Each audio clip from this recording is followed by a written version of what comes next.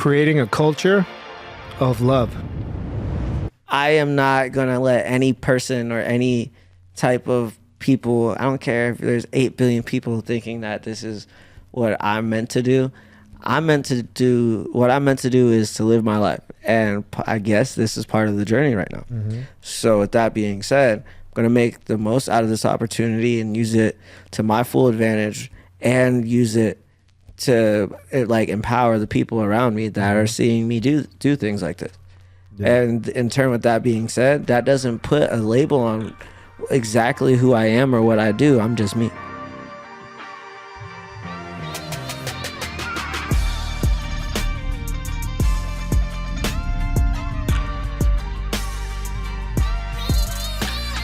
Zion. What's up? Thank you for coming in. Thank you for joining Thanks us. for having me, man. Yeah, man. No, I've been, it was really cool. My team met you, brought you up to this attention. I'm like, dude, I'd love to have a conversation. Mm-hmm. And now we're here. And everything we talk about is around, the energy of love. Right? Yeah. How do we choose love over fear? How do we show up in a world that could seem like it's against us, but we can all champion no matter what has been given to us. So yeah. I just want people to hear your story and just let's go from the beginning. Yeah, I'm from Canton, Ohio. I grew up in the foster care system. I'm not gonna go too much into that, but that was the first 17 years of my life. So there was a lot of struggles not having a family, and like a lot of struggles that come with that. There's not a lot of guidance. There's not a lot of situations you're put into where things are in your favor because everything usually isn't in your favor. So with that being said, I throughout my life I adapted wrestling when I was like 5 and became one of the top wrestlers of Ohio throughout my career in high school, and then went to college, became a 2-time All-American, and also became a pro track and field athlete and a speaker and a whole bunch of other things. That's amazing. That's the shortcut version of it. Yeah, right? It's like the shortcut version. So where has that all led you now, right? We've got a book coming out. Mm-hmm. Obviously, you get the book, get the details on your story and walking through that. I've done some work with some organizations in the foster care system, and it's a broken system. Oh, yeah, it is. And it's tough. And, we've done some murals and some things where we've had the kids come help volunteer. Mm-hmm. And it's like, how can we do better, right? Yeah. How can we show up better? How can we stop leaving them behind? Mm-hmm. These are all questions that we should be asking. Yeah, honestly. So what has been the catalyst to really get you to this point? You've been because you were alone for a long time, right? Yeah. I did get adopted when I was 17, but that wasn't like necessarily the catalyst.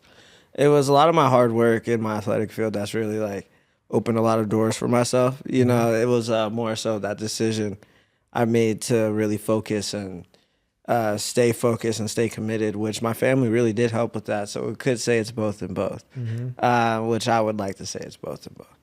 And, it was just a realization that I can do more, and once I started figuring it out, things started to get kind of easy, and I was just more comfortable. I was in better moods. I wasn't like out just I don't know any other way to put this, but I wasn't out like bullshitting in the streets. I don't know how to say that. But it was like I was focused. I was more driven. I had a purpose, and my purpose was to keep getting better at my athletics. Once I realized that there was a lot of potential, just sky was the limit. Like I'm a 2-time state champ. I'm a multiple-time national champ and placer. Mm-hmm. And so like it's just been I don't know. It's been fun. I'm having fun. That's my emphasis on a lot of things I do. If I'm not enjoying myself when I'm doing something, I'm probably not gonna like put my whole heart into it. No, and that's important, right? A lot of us do things in life. We're not having fun. We're not enjoying it, and we're doing it for a myriad of different reasons, right? Whether it's obligation or we have to sacrifice for our family or now we have a kid or whatever the case is. Yeah. But we should have fun in everything we're doing. We're here to play. We're here to live life. Exactly. And a lot of people, they're stuck in these situations and like these mindsets that you have to go to this 9-to-5 job every day. That's a that's a big player in this. Like the conditioned people of the government are stuck in this really crappy feeling where there is no love, there is no drive. It's just, this is what I have to do to barely make it every day. You know, and if once you start thinking outside that box and you start seeing that there's more potential to your own self, it starts getting fun. That's where the fun happens. Yeah. So what was there a moment or something that made you click and realize like, this is it, I'm having fun, I know what I'm doing? This is what I I'm was in high school my senior year. You know, it was like end of my wrestling season did it, and then track and field did it before going to the state track and field meet. I was ranked number 1 in the state in every single event, and it was just a different feeling. You know, like it didn't seem real. You know, and yeah, that was just it. After that, athletics are pretty simple. Everything, like I simplified everything. And like the more, like even though it's a harder sport that I'm doing, the more simple you're able to make it, the easier it can be, and the more fun it can be. Like people wouldn't think I'm a professional fighter now. Yeah. I fucking have fun getting in the cage, but like at the same time, I don't look like I'm having fun. But like in my head and my body, the way that I'm moving, that's fun to me. You know, that's what drives me, being able to just enjoy myself. You got your game face on, obviously, when you're showing up, but inside you're like, yeah, I'm living my purpose. Don't get me wrong. I feel pain. You know what I mean? Like, stuff sucks sometimes. Being in a fight sucks sometimes. But, like, it's, I don't know, when you train for as long as I did and you learn to appreciate stuff like this as much as I do, you'll find joy in it. So what are some keys to finding that joy or simplifying it, right? It's just take the hard work and look at it as just little steps. If you need to complete this amount of tasks in one day to get just like half a step closer to your goals, do it. You know what I mean? Just like, do it. Show up. Yeah, it's like the best thing you can do is show up. You know what I'm like? Even if you don't know anything, at least you're here. You know? Sometimes I say, like, there's days where I train every day except for my rest days, but there's days where I don't want to show up. I don't want to go. I don't want to get out of bed, but I do it anyway. Might not be the best workout, but trust me. I felt that. I remember in college, we'd be up at 5 a.m. Kent State University wrestling team in the gym at 5 o'clock in the morning. Sometimes, like, coaches showing up to, like, our houses and our dorm rooms, pounding on the doors. You know, like, it's good to have that partner or somebody that can mentor you and sometimes hold you accountable too. That's also a good thing to have. You know, that's one of those things that definitely helped me, because I would have slept in so many times. I'm not even gonna lie to you. There'd be times I'd be slumped, and it's like 4:45. You know, it's dark, it's cold. Yeah, the assistant coach, someone's banging on the door, and I'm walking through the halls. I'm like, yo, anybody else awake? Nobody else awake, just me. And not that they awake, but they already gone. And everybody's wondering where I'm at. Yeah. And I'm like, it's like coaches, like, whoever's late, that's suicides. And the suicides will stack up the more you're late. You know, so if you want to be late every 10 minutes, it's a suicide. And I'm just like, and I was about to be late. So like coach started holding us accountable.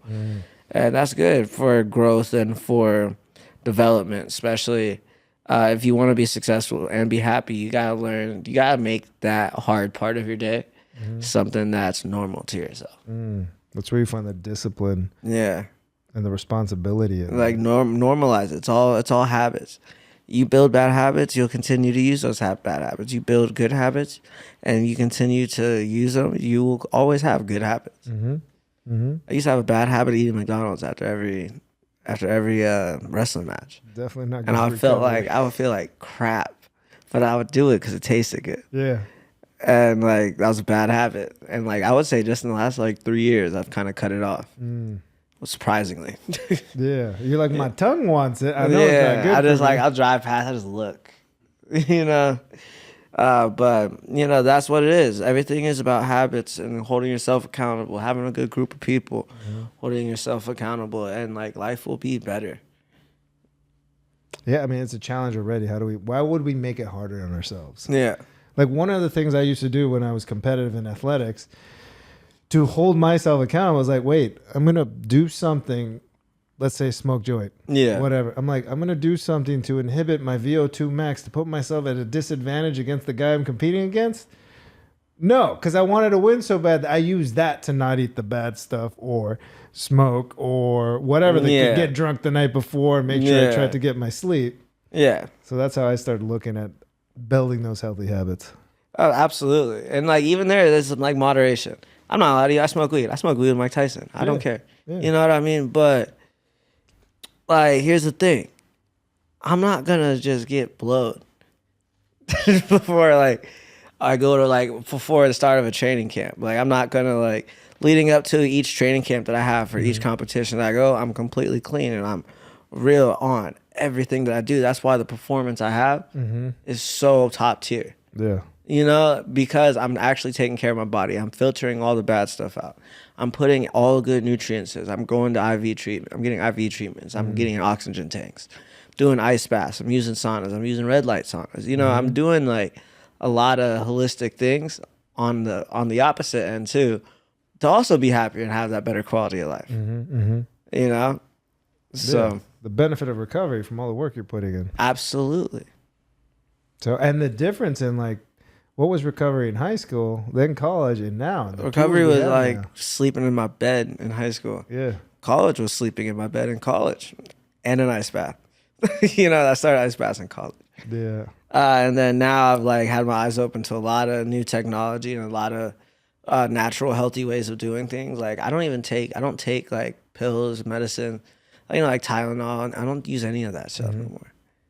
Like I don't drink pop. Like I don't do none of that. And it's so crazy how much better I feel. Yeah. Like even when I'm sick, I have a headache, you use this pressure point in your hand and it releases pain in your brain. That is I use it all the time. I'm never gonna forget that. Because I don't like taking pills. That's my drive for that. So is it just pills like Tylenol or vitamins? Any like, kind of vitamins, I'll take vitamins. Okay. You know, I'll do supplements every once in a while. Like that has like a boost in like magnesium or something just to make sure my muscles stay loose. But I don't, not really. Everything I do is like completely natural. I just eat healthy. Yeah. You don't want that Band-Aid, ibuprofen or... Yeah, like I'd rather just like deal with it so my body can be used to it, and then so my body can learn how to fight itself off. You know, when we take pills and we take medicine, that's like giving us a crutch, which sometimes it's good to have a crutch. Yeah. But like if you're every time that you feel bad and you take it, you're not gonna know how to feel when you can't get it. You know what I mean? That's it. Because then we're running away from the problem instead of trying to deal with the problem. Exactly. And I know that's like a real, I know there's probably two sides to that coin I just tossed up. But in my perspective, I found myself to be more at peace with knowing that I found alternate ways to combat certain things that go on. Yeah. No, and the thing with that is like we have choices, we have opportunity. It's up to us. It's our responsibility to seek them out, to want to learn, to look at what else is out there for me. So that, because you don't have to do what everyone else is doing. Yeah. So like, and even when it comes to the like people around the country or world, like there's better ways to do things than some ways that they're doing. They just need to be pointed in the right direction. You know, it's as simple as that. Sometimes it just takes like, all right, look over there. This is what we can do. And that's, so sometimes you see that spark light up in people. But it's different, man. The world's different. 8 billion people. I know, right? You know, so everybody's perspective is necessarily the same. Even if you have the same viewpoints, your perspective on certain aspects of that viewpoint are going to be different. Totally. You know, at the end of the day, we're all so vastly different and vastly unique, but we're also the same. We're all humans. We feel, we hurt. We all have the potential to feel and like be human. You know? That's why when somebody says that they're giving up on something or like they can't do something, just because something might be impossible, it's just because somebody hasn't done it yet. You know, and that think about it. Flying used to be impossible. People said it was impossible. We have airplanes. Yeah. You know, getting to one place faster than a 3 days ride. Right. They said it was possible. Now we have cars. Yeah. You know, it's just do you have enough drive to really reach into that creative part of your brain and activate it to create something that nobody else has? That's all it is.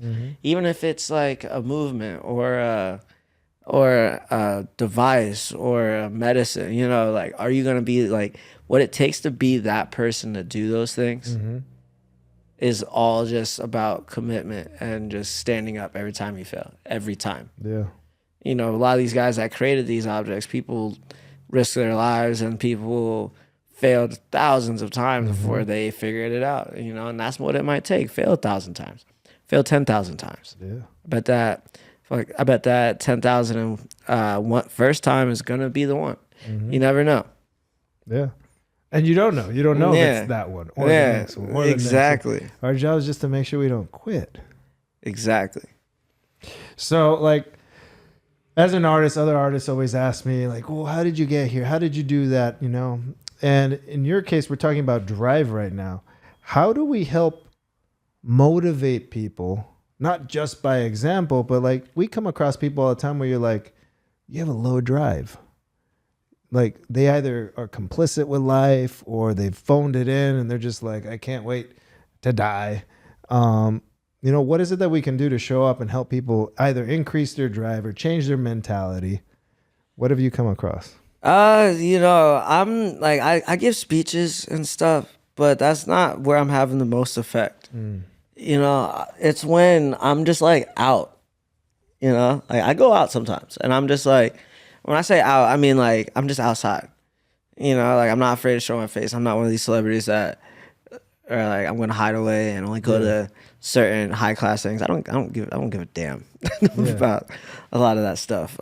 So I just like talking to people, you know, like I don't mind, not that I like to, but I don't mind to, because, you know, whoever you talk to, you might change their life, you know, by accident. Yeah. But in my case, I feel like I inspire people without saying much words at all. Yeah. I just actively go do things, you know, and I've been actively doing things like this before I had big social media platforms. That's how deep it goes for what I do. Yeah. So why my network is so big, because I've like met people and people have steered me in the right way, you know? So that's what it is. Yeah. No, and you know, some might say like, oh, it's luck. He got lucky or this. I'm like, no, it's putting in the work, putting in every single day. I lost over 200 times in wrestling before I won one match. And then I won like 20 consecutive ones after that. Wow. Yeah, you know what I mean? It just took one time for me to figure it out. Yeah. As soon as I figured it out, everybody lost. Game over. Yeah. It's just a matter of not quitting until you get to that point. That's all it is. People think that like I have an upper hand or like it's not fair when I fight or wrestle. I was like, but if I was getting the crap kicked out of me like I was growing up, but at this age, y'all would be saying something else. Totally. You would be saying something completely else. But now that I'm winning, that's that backwards mindset. People need to look at that and see that, oh, this guy's doing it. I can do it. Yeah. You know what I mean? Simple as that. Or like, this guy's doing this. Why don't I get up off my ass? You know? Yeah. You know, like straight up. That's why we're here. Like, I want people to listen to these conversations and be like, stop pointing about, well, they can do it. You can do it. He can do it. No, I can do it too. Absolutely. Imagine if everyone got off their ass and actually did it. Oh, the world would be like, we would be so much farther along. Right? Yeah. So do you feel any pressure now? You know, you've been motivating and inspiring people just by being you and showing up, but do you now feel pressure or responsibility to not only continue showing up, which is obviously who you are, but moving this forward or continuing your message or building a platform? I mean, yes and no at the same time. This is why. I am not going to let any person or any type of people, I don't care if there's 8 billion people thinking that this is what I'm meant to do. What I'm meant to do is to live my life. And I guess this is part of the journey right now. So with that being said, I'm going to make the most out of this opportunity and use it to my full advantage and use it to like empower the people around me that are seeing me do things like this. Yeah. And in turn with that being said, that doesn't put a label on exactly who I am or what I do. I'm just me. Yeah. And that's all we can be. Yeah. It's our most powerful place to come from. that's it right there. Yeah. No, that's amazing. So you've got your book coming out. Yeah. Is it what are some of the details and what are some of the things we're going to learn by going into your book? So when you read my book, it's like it's a memoir.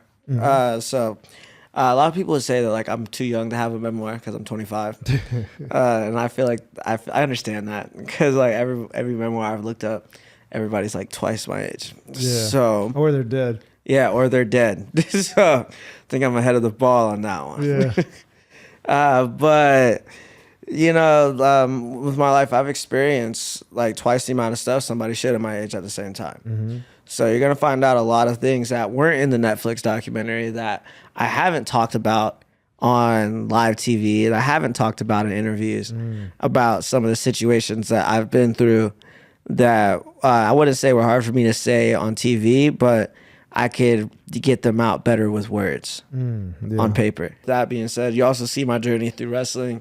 There's accounts of a lot of these people that have seen me grow up since I was like practically an infant. So you get to literally, it's almost like reading my life up to this point, you know, give or take 7 months, you know, so. So when you're 50, we're going to write that next 25 years. Yeah, honestly, the next. Honestly, I have a 4-volume collection. No, I'm excited. I started looking through it. I'm excited to read it. This is the type of book that I like to consume. Yeah. I like to learn about people. I like to learn about the journey. Because I think sometimes we're so self-absorbed in like why is life happening to me? Or being victim. Right? We live in this victimhood or like, oh, I'm not this or I'm not that. But it's like, that's not the case. We could change our mentality, right? And that's falling into the narrative of fear. You know, but fear is not all bad in itself. No, I use fear to fight. Yeah. You know, my fear turns into power. I'm nervous. As all get out every time that I step in a cage or I step on a mat. And I don't know what it is, but nerves, like they don't get the best of me, but like they push me to that point of like, either you're going to move or you're literally going to get messed up, you know, and it's like, it makes me nervous. But at the same time, that being nervous is almost the same. To me, it's almost the same as experiencing fear in like those high stress situations. Like, because being fearful is something you're completely unsure of what's going on, but your initial reaction is like, you can't think about it. It's hard to think about, you know, and your initial reaction is fight or flight. In that situation where I'm like building all those nerves, because I'm stepping in front of a crowd, in front of my opponent who's wanting to literally knock me out, it's like you just either turn it on or you turn it off. And so in my case, I've learned how to use that anxiety, that fear, and a lot of my like I've used some like structures of my past to. That I just think about, you know, that just drives me. And it's not like that every time. I'm crazy, man. You know, I'll go in there and sometimes I want you to be fearful of me.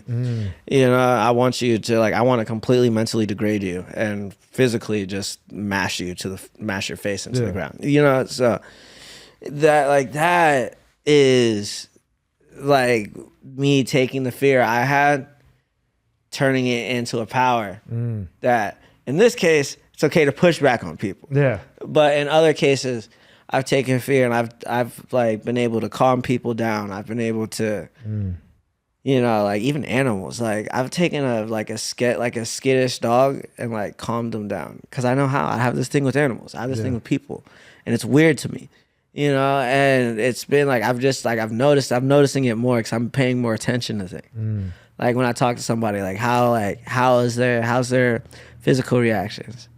Like, are they looking at me? Are they nervous? You know, and I've came across all these people I was talking to. You can see them, like, genuinely relax. Like, everybody I keep talking to. And it's awesome. Superpower. Yeah, for real. But that's a form of me. Like, I used to be nervous and, like, afraid of people because, like, the way I grew up. And that's another example of me taking that. And I turned all of that energy into something positive. Now instead, I took the fear that made me uncomfortable and I turned it into energy that made people feel comfortable. No, and then you're listening. You're looking at body language. You're listening not to their words, but to their energy and what you feel. And as a fighter, obviously you're gonna take that in. Like you go into the cage. And that's where I get that from. As a fighter, I'm watching everything you do, so I don't get knocked out, and I have to the entire time. Yeah. Whether it's 15 minutes, whether it's 25 minutes, that entirety of those 25 minutes or 15 minutes. If I look away from you for 1 second, I might lose. Yeah. And that's just the reality of it. So when I talk to people, I'm gonna fucking stare in your soul. Sorry, I'm swearing, but like that's no how worries, I feel. It's all good. Yeah, but like it's like straight up, like I will completely not judge you, but I can read you, so I can get a better understanding of how to talk to you, especially if you're asking me for help. So you're looking at really holding space and being present. Yeah. And if you're able to be present, you can actually look at the person like, you're giving us your time. Thank you again for coming and giving us your time, because I appreciate that, to share these stories. And it's just incredible, honestly. Like I'm in awe from what I've researched and what I've learned. And I'm constantly looking at people that come from so much more than all of us, yet shows up so small in the world. Yeah. And that to me hurts me. When I see that, I'm like, why? Some people are given some gifts and are put in very, very high up positions right off the bat, and I've seen it myself. I've been out in California long enough. I've seen it myself, and I'm like not just around California. I'm in some of the most exclusive rooms you could find, and I've just seen. I'm not gonna say any names or talk about any experiences. But I've been around extremely powerful cats that are so little-minded because they've made so much money. It drives me crazy. Yeah, and that's the thing. It's like, how small can they make the world? And the world is so much more grand. And the human experience.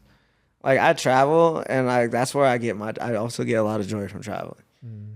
So I do it, But, like, some of these people, they're so used to just hopping on a plane or going somewhere that they forget the feeling of why they did it in the first place.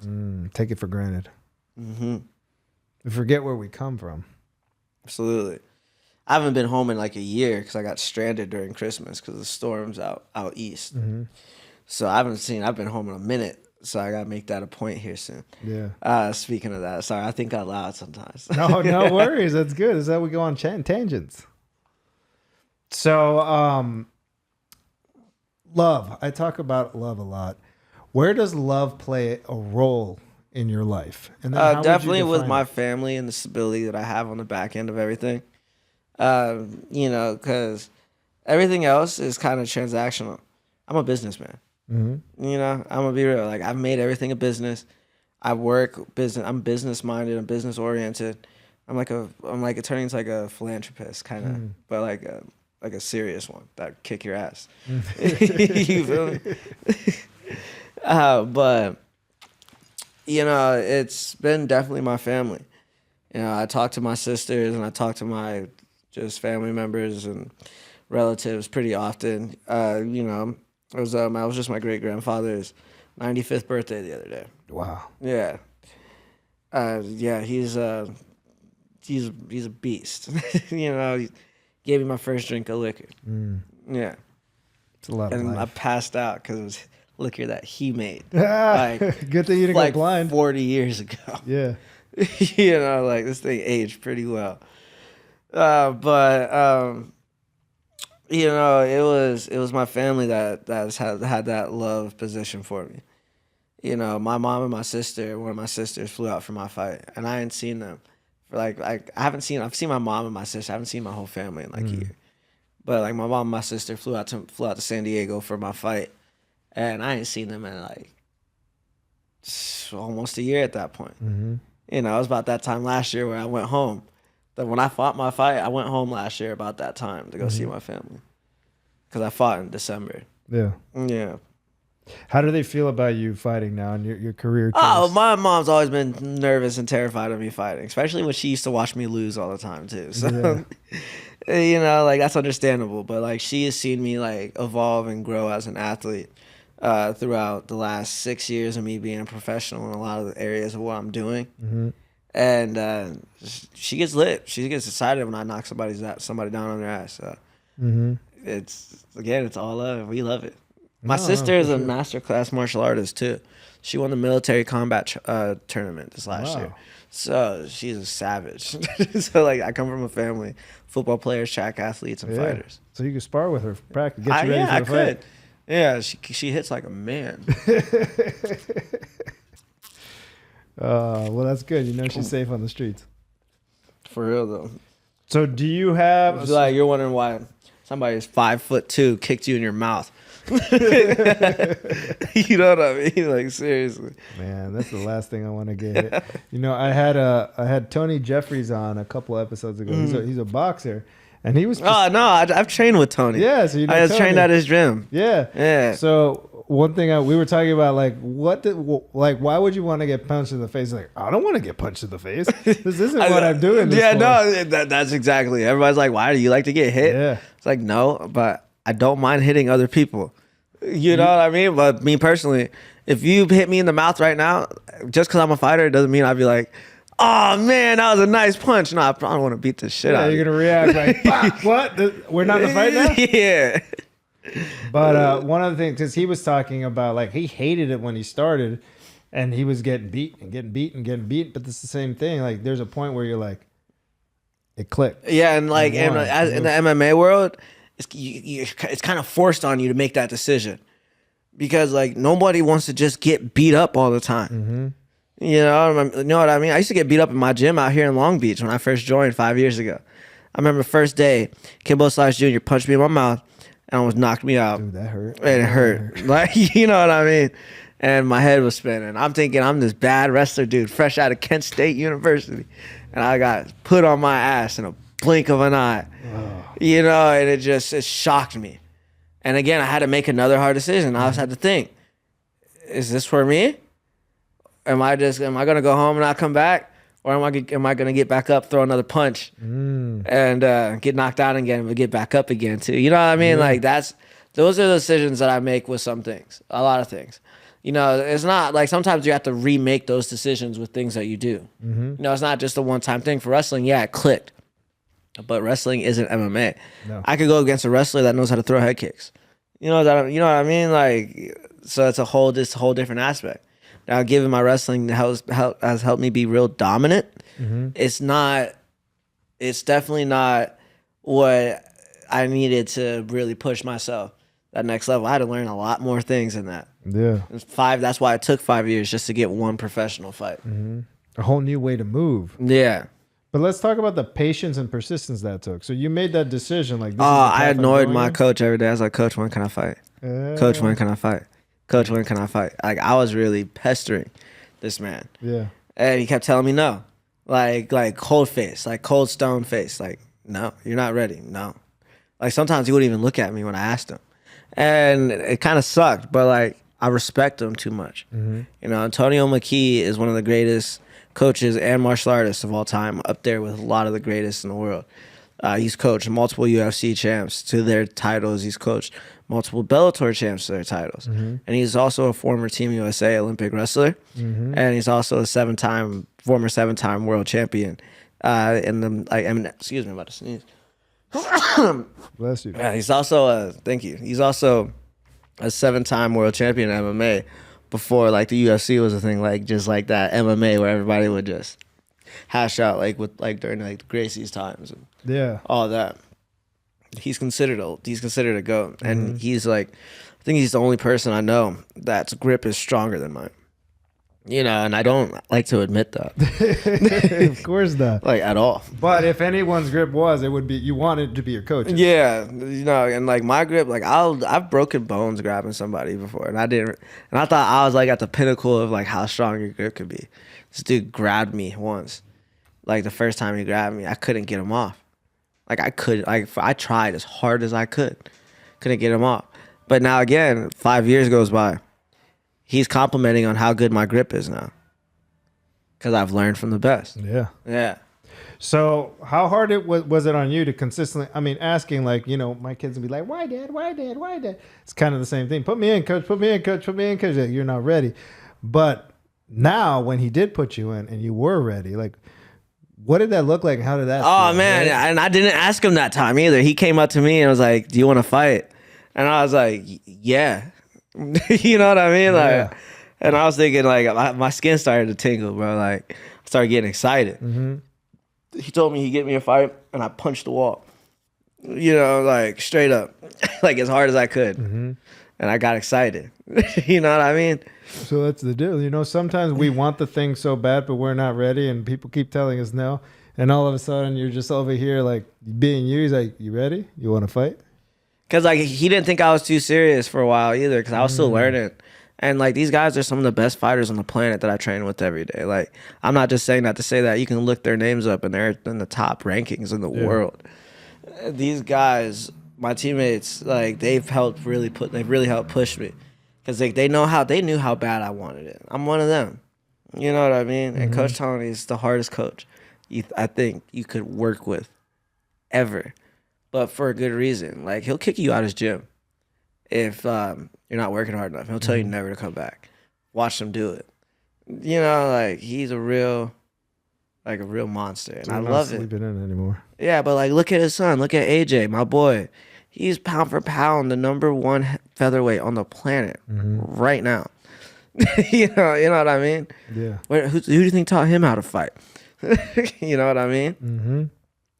So like all the crap that we get put through, like times where I'm singled out, and like coach makes me like go around with everybody on the team from my weight class to heavyweight. I have to go around with everybody on the team. I'm tired. And like it teaches that persistence to like conserve your energy, learn how to move. Sometimes you might not want to go hard against the other 125 pounder right at the beginning. Yeah.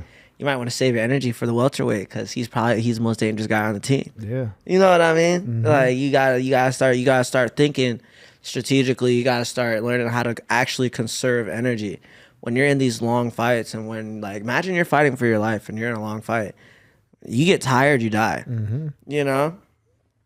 And that's how it is. So like we have built up a level of consistency and not getting tired. You watch my fight that I just had. You could tell homeboy was defeated.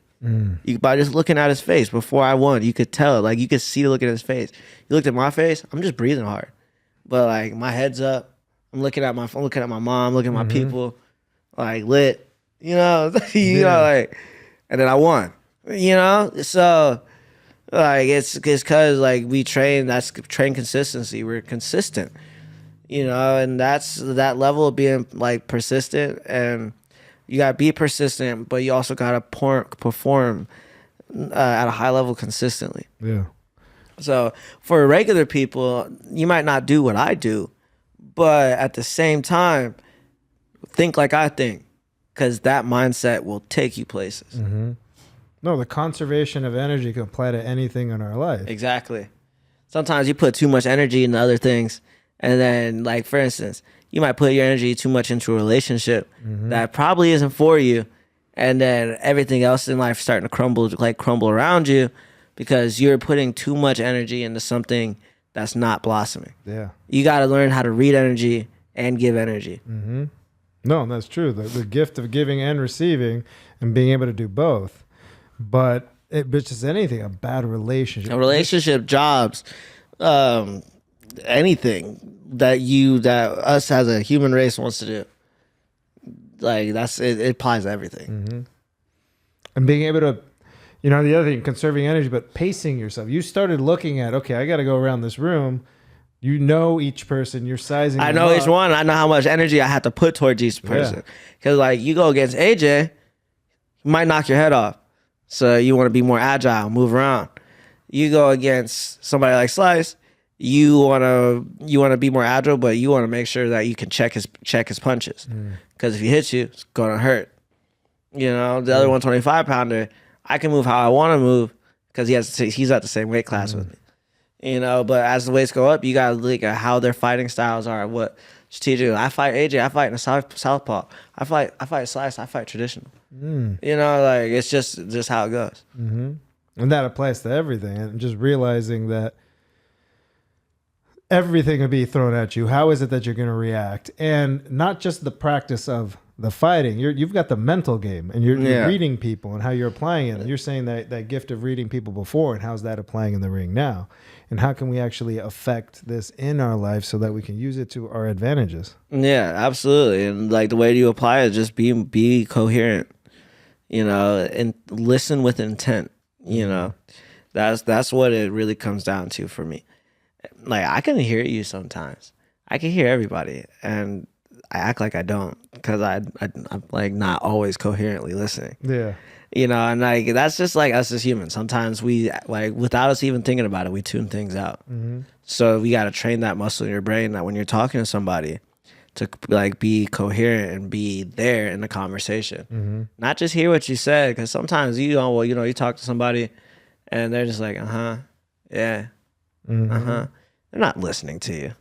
No, they're distracted. They're somewhere else. They're thinking about like, oh, I gotta go pick up my kid. Oh, I gotta go be in traffic. Yeah. Oh, these bills are up, or whatever the case is, and we're not here with each other. Exactly. And that's happening more often than not. Plus, the world's getting so quick. Right now, they're saying what? We got 3 seconds to get someone's attention. Yeah, it's like 3 to 5 seconds. Catch somebody's attention, or it's not gonna work. You know, and in 3 seconds in a fight, you get knocked out. There's like 1 second in a fight, you get knocked out. It takes one punch. Yeah, not paying attention. So what happens next? What's your trajectory right now with your career? Is there a dream person you want to fight? I don't like those questions. We'll see. This is like one of those 5-year questions, isn't it? Yeah. Yeah. See, I don't answer those. Okay. Because I don't have an answer for those. Wow. Like, yeah, I'm a multi-sport pro athlete right now. I'm one of the best in the world in a lot of fields of what I do currently right now. And with that being said, I could fuck it off tomorrow, or I could blow it up even more. Probably not going to do the first option. Yeah. But like, you know what I mean? I can't tell you what's going to happen because I don't know myself. Because there are days when I'm up. You know, when I first became famous when I was 18, I disappeared for like 3 years. Like, it was just like, boom, there's this guy that's really good at what he does. And then just like turned into a ghost. So I went to college, I didn't tell anybody. And then I started to resurface in college because I started winning again. You know, so you never know. But like after that second like resurfacing, I kept it going. You know, so like, you know, not many people get 2 chances to really like put their life like in a different position. You know, I'm blessed to say that I had 2 chances because like the first time it happened, dude, I wasn't even out of high school yet. Well, what I would have done with a lot of money, I'd probably be in like a lot of debt right now. Yeah. You know, so buying things that we don't need to fill in holes for whatever reason. Yeah, exactly. So like the trajectory for the next 5 years, you know, like the only things I could say, like probably expecting to see me in 5-10 years, see me at the next 2 Olympic Games at least. And then after that, because I'm making another run for the title again this year.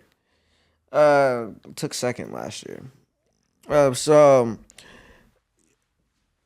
yeah, expect me to be at the games. Expect me to be on your TVs, knocking more people out. Expect to see my book. And that's all I can really give you. Life is now, and you're just running with it, and you're showing up every single day. That's absolutely. That's all it is. I'm just living. That's a beautiful thing. I have a dog, so I expect to see my dog getting bigger. There you go. What kind of dog? What kind of dog? I have a pit bull. Nice. I used to have one. Oh yeah. I got a girl. Yeah, she's super smart. She can open doors. I love dogs, man. Yeah. I feel like as humans, we don't deserve I bet you if I go home right now, she's out of her cage. She can open up her cage on the inside. I don't know how she does it. She saw you do it. Yeah, but she does it from the inside, backwards. That's what gets me. That's what gets me, bro. Like, I walk in and she's learned not to like. She doesn't have as many accents. She's only 11 months old. She doesn't have many accents anymore. But I'll walk in, bro. I swear, and she'll just be like sitting on the couch, and I'm like, the first time it happened, I was tripping You know, like I was so confused because I can't remember. I was like, did I really like leave and lock her in the cage? Yeah. And then I was guessing yourself. Yeah, and like I couldn't, and like there's nobody else there to tell me. My dog just sitting there on the couch looking at me. And then I realized, I thought about it really. I was like, no, I did lock the cage. And as soon as I realized it, her ears went back and she walked back to her cage. She knew. They know. Oh, hell yeah, they know. Oh, I'm in trouble. Man. I know when mine does things, he just looks at me like, sorry. Yeah, and they have such a cute face. But like, you can't get mad at them. Yeah, I yell at my dog sometimes. She just like, she knows like when my voice gets deeper. She's like, oh shit, that's serious. I'm in trouble. But yeah, man, I love my dog. She's getting her service animal license training. So one thing you can't expect in the next 5 years is to see a big ass pit bull next to me at all times. That's the thing. That's your crew now. Yeah, entourage, right? Yeah, that's my girl. Like she's gonna have her license. She's gonna be fully trained, and I'm gonna just have a super muscular, strong ass dog with me everywhere. Yeah, every country. Everywhere. Get her pulling you on your skateboard. They get jacked. I trained her to ride next to me on my skateboard. Mm-hmm. I don't want her to pull me because the second someone sees a video of some shit like that, animal abuse. I'm gonna get hit with thousands of animal abuse. Yeah, that's the way it is right now. Yeah, the world's so soft. But I wouldn't do that anyways. But like I've trained. Excuse me, the hiccups. I've trained her like extensively. And worked with trainers, so like she matches your speed to like however fast you're going. So when I want to gas it on the skateboard, I can run my dog or I can walk my dog. And she loves that. When I'm like just cruising on the skateboard, she loves it because she's literally like running right next to me. Yeah. So. No, that's what they're for. They're like best friends. She is my best friend. I bring mine in here every so often. I have a Labradoodle now though. Yeah. Far from a pit. Used to have the pit, now I have a Labradoodle. I just couldn't do the fur anymore. I'm like, I don't want to be vacuuming it 24/7. Yeah. He doesn't shed. You know what dog I'm about to get next? I'm about to get a cane corso. Okay. Oh yeah. Yeah, they're like a pit bull, but like three times bigger.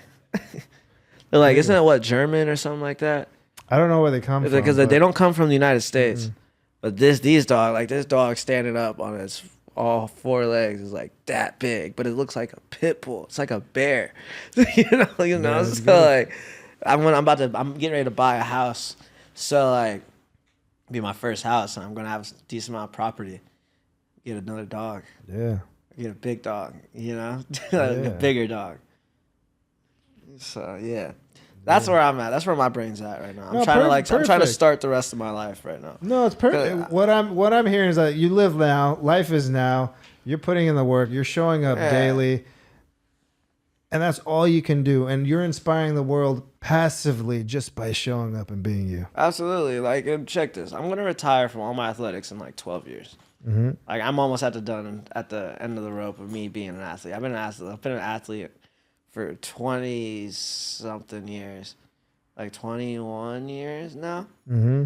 And then on top of that, I've been a professional athlete for the last 6 to 10 years. Yeah. I'm just getting a little tired. It's time. Well, the fact that I'm not even gonna lie to you, but like I still have it in me. Like shit, 2 months ago I just broke 2 more world records. But like, with that being said, I know in like next at least 10 years. I'll leave the gloves in the middle of the ring, and I'm going to leave the track stuff on the track. Mm-hmm. And I'm going to become a coach probably, or just start my own gym and do like private lessons and stuff. There you go. I don't know yet, but that's the next path. Yeah. Well, we'll see. And, world champion amongst that too, right? Yeah, that's what I'm saying. I got 10 years to finish the rest of this stuff. Yeah. And I'm getting close too. I'm like knocking on the door every time. Yeah. So I believe it. This year, 2023, I feel is going to be a big year for me. And I will be super cocky saying that, but I'm going to fucking knock everybody out. And I'm going to take the belt. And I'm going to beat everybody on the track. And I'm going to win the title. No more taking second. No more losing fights at all. I'm going to try to stay undefeated. And I'm going to fucking blast everybody on the track. So let's go. I'm into that. Let me hear. Yeah. Come on. So here's the thing. There's a benefit of ego. When it comes to athletics and performance, ego is one of those things that we got to have. And if you have that confidence and you have that swagger and you're going to go in, that's the only way to get to that level. You've got to own it, believe it so hard that you're going to make it true. You got to believe it till like it's really becomes true. And I felt that. And I believe that. Like, bro, like Cats were thinking I was gonna lose this fight, and I told everybody. I said either I'm gonna win every round or I'm gonna knock him out. I said one of two things are happening. I won every round and won by a unanimous decision. Yeah. And did exactly what I said. I said that on TMZ. Yeah. Yeah, and I did exactly that. Yeah, and you held yourself accountable because you said it. Well, here That's you all at. it is. You gotta work your ass off for it, man. I'm excited to watch you grow. I'm excited to see what your book unleashes and the stories we're going to tell to people and learn more about you. But I do have one final question for you. How do you define living a life through love? Living a life through love is just, even in your worst days, make somebody happy, make somebody laugh. That's defining love. Laughter, workouts. I really mean it. Like, the more you exercise and keep yourself happier, the easier it is. It's going to be to love people because you'll be in a clearer, happier state of mind. Make people laugh does the same thing. Make somebody laugh, even if, like, check this. You could be in a bad mood, make somebody laugh, and their laughter could affect you. Boom, you're both laughing. Yeah. I do it all the time. I'm about to start stand-up comedy here soon. Let's go. At the Hollywood Improv, I think. So it's gonna be. Yeah. Like, I'm doing exactly that. Well, let me know you do it. I'll go to the show. Oh, absolutely. I want to say I'm on the podcast. This is not the podcast. Say these jokes. You can say one. Go for it. Nah. All right. This is going to be like one of those places where, like, they tell you to put your phone away. And they put it in those cases that are magnetically locked shut. We'll say one off the record after. Yeah, no, I will for sure. So where can everybody find you? You can find me almost all my handles. Well, my main ones are Big Z97. If you want access to my websites or links to my book or Linktree or anything, is through my Instagram or my Facebook. So yeah, just find me, or you can look up my name, Zion Clark, and it should be easy to find me. There's only one. Amazing. Thank you so much, Zion. We'll link all that up. Absolutely. I'm excited to share your story. Thank you, man. Appreciate it. Yeah, thanks for coming in. Yeah. Thank you so much for tuning in to Live Through Love. If you love this episode, you'll love this episode.